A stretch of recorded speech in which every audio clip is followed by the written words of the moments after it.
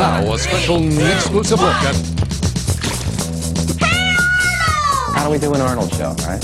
Well, the first thing we have to do is write it. Duh. Then we'll go record it.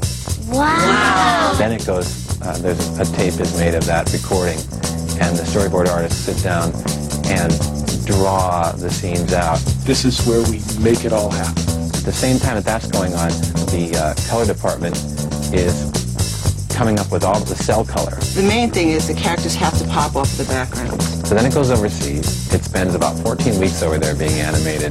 Then we make a tape of that. It goes to Jim Lang, who composes the music for it. So that drum feel there, this is Arnold and Gerald. They're walking in the schoolyard, the Arnold groove.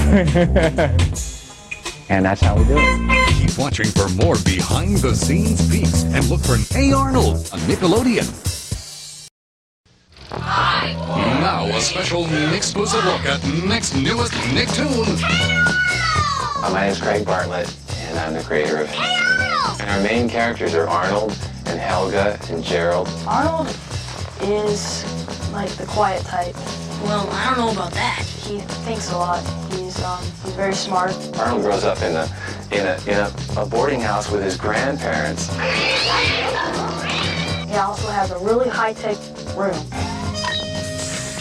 He's kind of like the adult in the house, and all the adults that live there are like the kids. What should I do? I have no idea. Gerald's the best friend. Yes, you did it! He's faithful. You know, him and Arnold are like this. Gerald's always saying, Arnold, you're bold. because he is. He must have been some other Arnold. And Helga's great.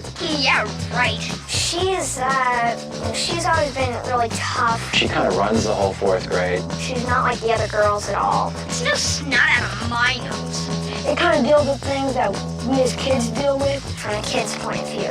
And that was really what I was going for. Keep watching for more behind-the-scenes peeks and look for Nick's newest Nicktoon, Hey Arnold. 5, 4, 3, 2, 1. It's time for an exclusive behind the scenes with the folks who make Hey Arnold! You guys want to take the whole scene one more time for me? I'll be sitting on the button in the booth, and I'll be looking through the glass at all the kids, and I'll be telling them to do it again. It's going to be take 21. None of us bite off chicken heads. Even I wouldn't do something that crazy. We rewrite like right on the spot. We'll be recording it, and then Craig will be like, you know, let's put this in there or take this out. Here's how it goes. None of us bite off chicken heads, except Curly. And then Curly, you say, yeah, and that was just the one time.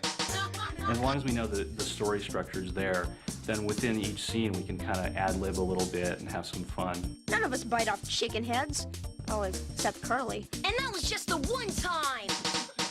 It's actually kind of amazing how much of the show is spontaneous, which makes it very fun. It all comes together on Hey Arnold, only on the First Kids Network. I created Arnold about 10 years ago when I was working on Pee-wee's Playhouse. I made 3 little short films starring Arnold, and he never says a word. He hears things and daydreams, images. Even though I walk through the valley of the shadow of death. He started as a clay character, and he was flat, and I was shooting him on glass. And I made that football shape for his head, and that was fine. But then when I was going to draw him in a cartoon, I had to be able to turn him around and see what he looked like from the side, and it was a lot more complicated, and we had to draw and draw and draw until we got what we wanted. So here's your basic Arnold pose. You know, he's pretty much facing you head on, and just like when I made him out of clay. But then when you start to turn him, a football on its side doesn't look like much, does it? It's like a circle when you turn it on its side. Then you just try to make him look like a kind of a nice-looking kid and not too freaky.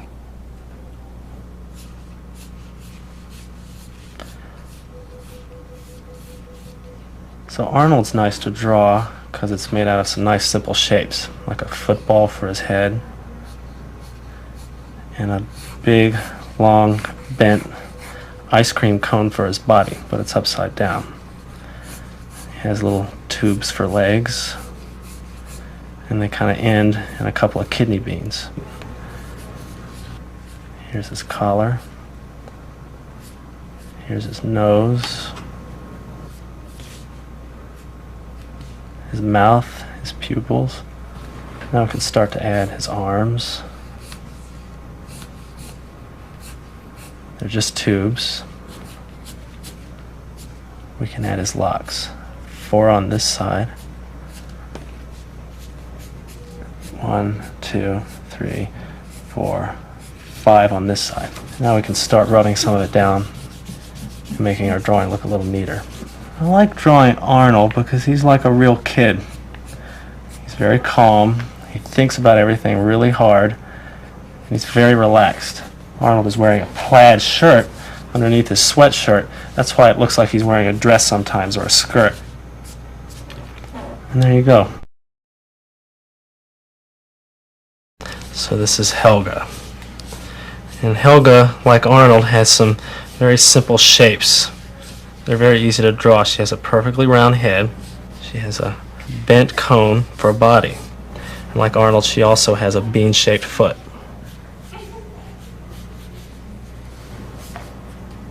If you think of her nose as a great big toe, it's easier to draw. And then we draw egg shapes for her eyes. And she's usually angry, so we're going to give her an angry scowl. And this shape says she's angry. I like drawing Helga a lot because she goes from angry to happy and in love faster than anybody else in the world. She's so emotional. Like Arnold, she has tubes for arms. You can just draw a block, a square for her hand to start, especially since she's angry. She's making a fist. The sleeve of her shirt. Sleeve of her shirt here. And her pigtails.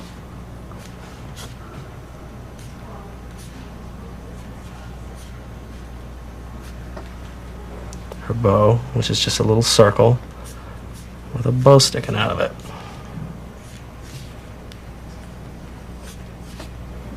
What's interesting about her height is she's in love with Arnold, and it makes them an unlikely pair that this tall, more statuesque girl would be in love with such a short, diminutive kid. She loves him, I think, because he's the opposite of her.